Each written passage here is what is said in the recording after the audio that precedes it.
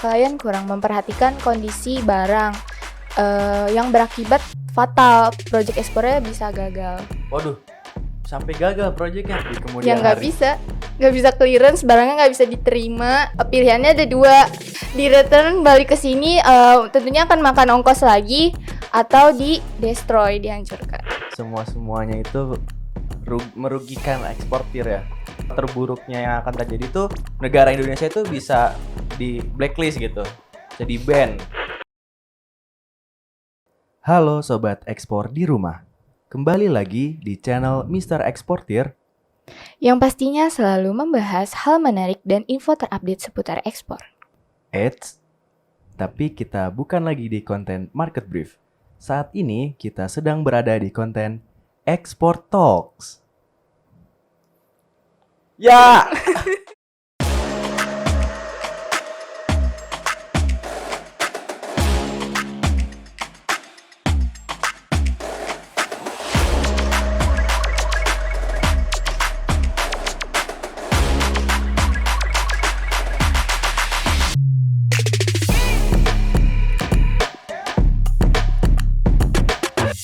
Halo sobat ekspor di rumah. Seperti tadi yang ada di depan ya, kita bukan lagi di konten Market Brief. Kita sekarang mau bincang-bincang seputar ekspor, atau kita berada di konten Export Talk. Buat teman-teman di rumah yang bertanya-tanya nih, waktu lagi mungkin dengerin konten Market Brief di YouTube Mr. Eksportir, ini suara siapa ya? Siapa yang ngisi suaranya? Suaranya bagus banget, kayak pembawa acara berita di TV. Nah, jawabannya ada di video ini. Ya, benar, yang ngisi konten Market Brief untuk voice over-nya itu ada saya dan juga Miss yang ada di sebelah saya. Hari ini kita akan bincang-bincang hal menarik seputar ekspor bersama Miss siapa? Silakan perkenalkan dirinya. Halo Sobat Ekspor, saya Shirley. Di Mr. Eksportir saya bekerja di divisi dokumen. Di divisi dokumen ngapain aja tuh, Miss?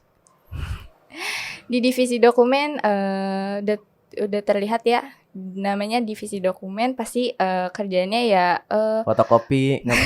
Bukan ya? enggak dong. Oke. Kita membuat semua dokumen yang dibutuhkan selama kegiatan ekspor. Oke, dan bersama saya yang akan memandu acara Ekspor Talk hari ini, nama saya Naufal Izaki. Alhamdulillah belum ganti nama sejak konten Ekspor Talk pertama dan masih di divisi handling. Hari ini kita mau bahas apa nih, Miss Shirley? Udah tahu belum? Apa ya? Nggak tahu ya? Katanya sih dengar-dengar mau bahas seputar drama-drama yang terjadi di Masalah-masalah, kesalahan-kesalahan yang timbul selama proses ekspor. Nah, kebetulan kan di sebelah kita nih narasumbernya Miss Shirley langsung dari divisi dokumen yang sangat tricky ya. Kalau dibilang kalau salah sedikit itu project bisa gagal. Nah, jadi makanya terlihat dari wajahnya sangat penuh beban. Oke, kita bahas satu-satu ya, Miss ya. Selama mengurus shipment ekspor di Mr. Eksportir, udah ada berapa banyak drama yang rilis? Udah. Kesannya kayak drama mulu setiap shipment ya. Tapi bukan begitu. Enggak sih. Mungkin kita bikin tingkatan gitu ya. Dari drama yang ratingnya paling rendah ke drama yang banyak views-nya, ratingnya paling tinggi. Apa nih kira-kira yang paling rendah? Yang paling rendah biasanya ketika dokumennya udah siap, terutama commercial invoice dan packing list-nya udah ready. Kita biasanya confirm dulu ke klien apakah dokumen yang udah dibuat itu udah sesuai atau belum. Memastikan. Nah ya, kita pastikan dulu. Terkadang responnya tuh lama, jadi menghambat untuk melanjutkan ke proses selanjutnya. Responnya lama ya, kayak lagi ngechat siapa ditungguin tapi nggak dia bales. Itu rasanya kayak apa, Miss? Paham deh semuanya gimana rasanya. tapi pasti dia respon kan, cuma butuh waktunya lama ya. Iya. Nah, kenapa tuh itu bisa jadi sebuah problem dalam sebuah project ekspor? Ya karena nanti kalau misalnya kita paksa untuk lanjut, Nanti kita sama aja kayak ngambil keputusan sendiri. Iya. Ketika ada kesalahan, nanti kliennya nyalahin kita. Kenapa nggak konfirmasi dulu ke si kliennya dulu? Benar. Padahal ketika kita udah profesional, tapi justru kliennya yang slow respon ke kitanya ya untuk memastikan datanya udah benar, udah sesuai sama yang dia minta atau belum. Nah, Dan juga di sebuah project ekspor itu ada istilahnya cut off juga ya. Nah. Yang berkaitan sama durasi. ya. Enggak, waktu sama waktu. Cut off apa tuh, Miss? Cut off. Cut off sendiri itu batas akhir waktu kita mengirimkan semua dokumen dan mengirimkan barangnya ke gudang konsolidator. Jadi deadline-nya. Oke. Jadi ketika kita udah melakukan booking ke pihak shipping line atau airline, itu ada batas waktu sebelum hari barang itu diberangkatin, berlayar atau terbang, ada deadline, itu istilahnya cut off. Itu drama yang pertama. Ya. Iya sih, drama yang masih banyak. Masih biasa ya, drama ratingnya rendah. Lanjut, ada apa lagi nih, Miss Shirley? Untuk yang kedua biasanya apa ya tadi yang kedua? Notul. Oh iya, notul sering banget. Notul, aduh pusing. Kenapa tuh pusing? Langsung bisa sekalian di sesi ekspor talk ini juga bisa langsung berkeluh kesah. Nah, ngeluarin unek-unek. Untuk notul biasanya kadang-kadang klien tiba-tiba suka ngerubah, minta ganti nama konsaininya, atau tiba-tiba jumlah barangnya bertambah. Padahal kadang barangnya udah sampai di sini dan kita juga udah dapat schedule, udah mau gimana sih ngomongnya? Udah santai aja. Jadi mungkin dia udah kasih data ke customer representative Mr. Eksportir, dia mau ekspor barang. Contoh, kita kasih contoh kopi misalkan. Dia declare coffee green bean dengan berat 100 kilo misalkan, terus mau kirim ke Pakistan gitu. Iya. Tapi pas kita udah laksanain projectnya dan sudah hampir berangkat barangnya, tiba-tiba kliennya minta untuk merubah data awal tadi gitu. Iya. Merubah berat atau kadang nama konsaininya. Padahal itu dia notul ketika barang udah ada di sini gitu. Iya. Jadi pesannya tuh sebelum semuanya diproses, dipastikan terlebih dahulu untuk data-datanya itu udah fix, benar-benar fix atau belum. Jadi nggak ada nanti pas di tengah jalan tiba-tiba rubah-rubah data, itu akan butuh waktu juga. Nah itu Sobat Ekspor, pesan dari Miss Shirley buat kalian nih yang mau ekspor, dipastikan dulu nih dari barangnya, terus data-data dari barangnya kayak beratnya, packagingnya mungkin nanti juga ya Miss, terus HS code-nya. Dan kalau bisa itu dari kliennya juga udah harus teliti ya. Kayak misalkan ini drama dari Zaki sih, waktu itu pernah ada klien ngasih alamat konsaini, tapi dari dianya itu udah typo duluan gitu. Nah itu kan untung kitanya yang enggak gitu. Dari tim kitanya cross check lagi nih. Kita cek dulu alamatnya. Oh ternyata ada typo 1 huruf, 2 huruf, itu sangat berpengaruh ya Miss. Kalau untuk di dokumentasinya.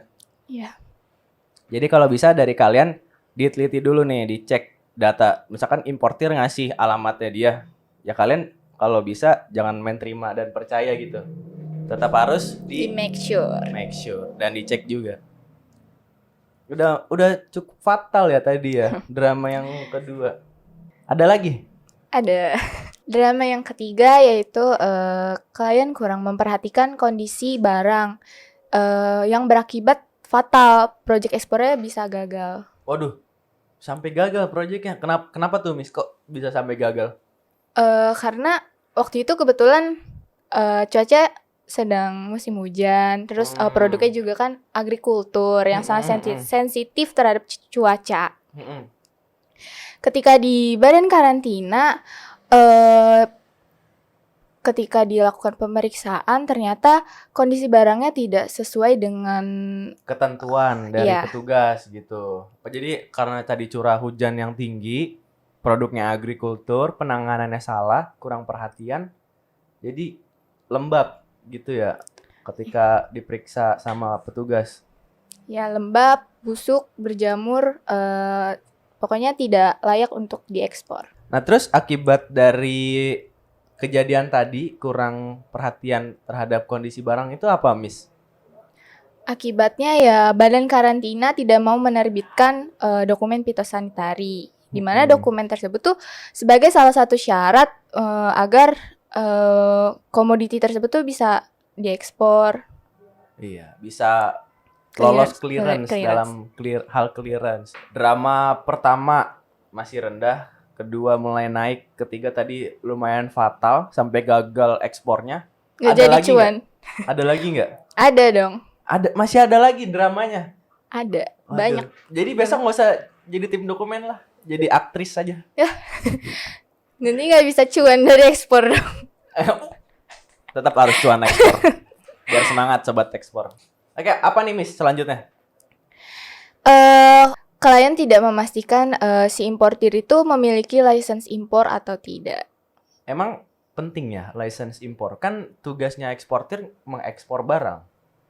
Penting dong, ya masa si klien cuman kayak lepas tanggung jawab aja, pokoknya gue udah kirim, ya udah sisanya tanggung jawab si importir. Tapi si klien juga berhak buat nanya ke si importir bahwa dia tuh memiliki lisensi impor atau enggak. Gunanya apa? Ya Oh, pastinya untuk ngurus impor ya. Ya berarti kalau nggak punya itu, Ya apa yang akan terjadi di ya kemudian nggak hari?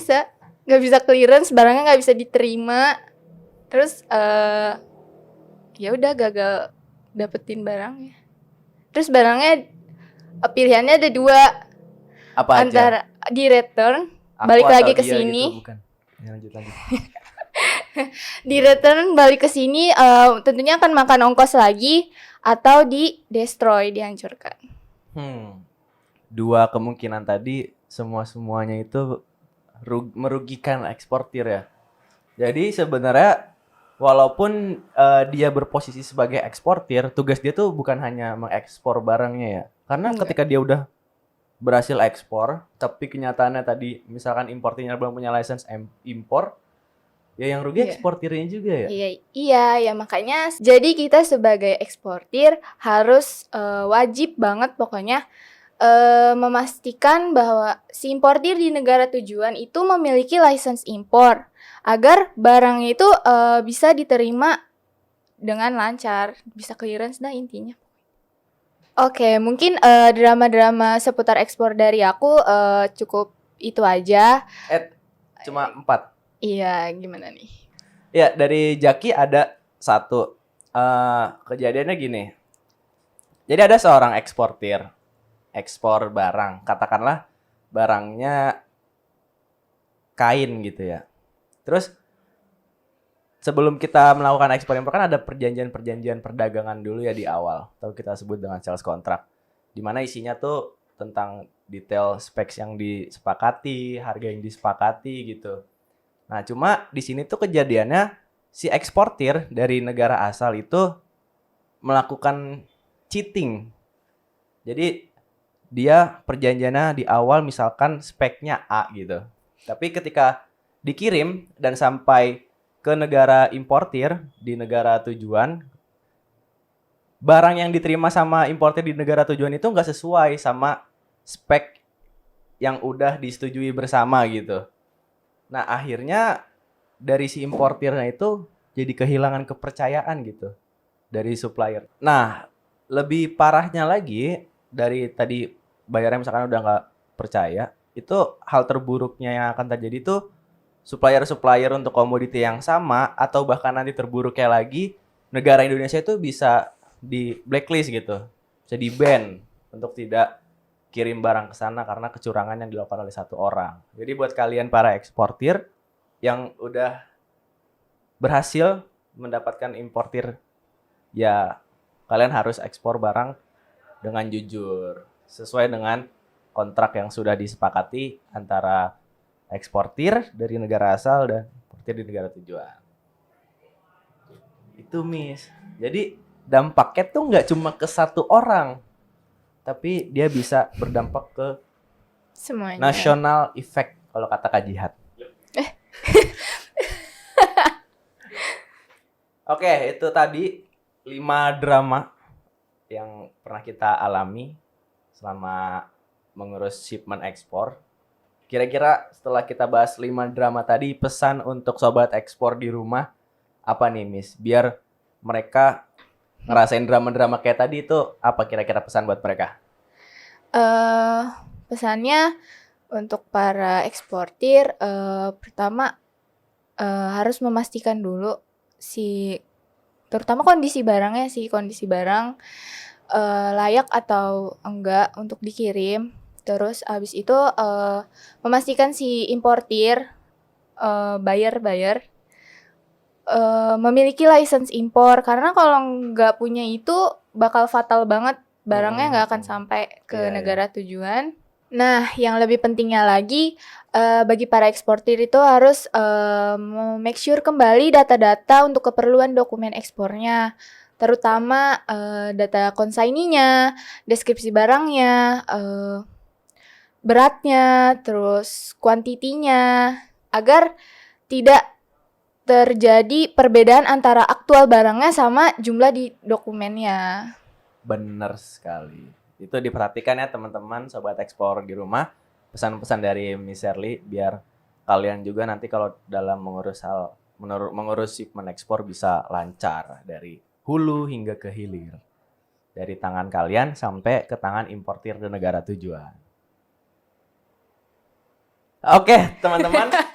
Mungkin itu aja yang kita bahas di Export Talk kali ini. Semoga tadi apa yang disampaikan oleh Miss Shirley dan dari Zaki bisa bermanfaat buat teman-teman di rumah yang menontonnya. Miss Shirley, Zaki ingin mengucapkan terima kasih atas waktu dan ilmu yang sudah diberikan kepada sobat ekspor di rumah. Nah, buat sobat ekspor di rumah yang punya ide atau mungkin pertanyaan-pertanyaan tentang problem-problem kalian selama mengurus ekspor, bisa komen di konten kali ini, komen di bawah. Kira-kira hal apa yang menarik, nanti kalau beneran menarik, ketika kita baca komennya akan kita bahas di Export Talk selanjutnya. Jangan lupa juga untuk subscribe channel YouTube Mr. Eksportir dan juga di-share ke teman-teman kalian supaya teman-teman kalian juga bisa dapat ilmu-ilmu ekspor seperti kalian. Oke, bagi kalian yang ingin bertanya seputar ekspor, bisa kunjungi website resmi kami di www.mrexportir.com. Dan sobat ekspor di rumah yang ingin mengetahui info-info menarik seputar ekspor, bisa kunjungi di media sosial Mr. Eksportir, ada Facebook, Instagram, Twitter, dan TikTok di @MrEksportir.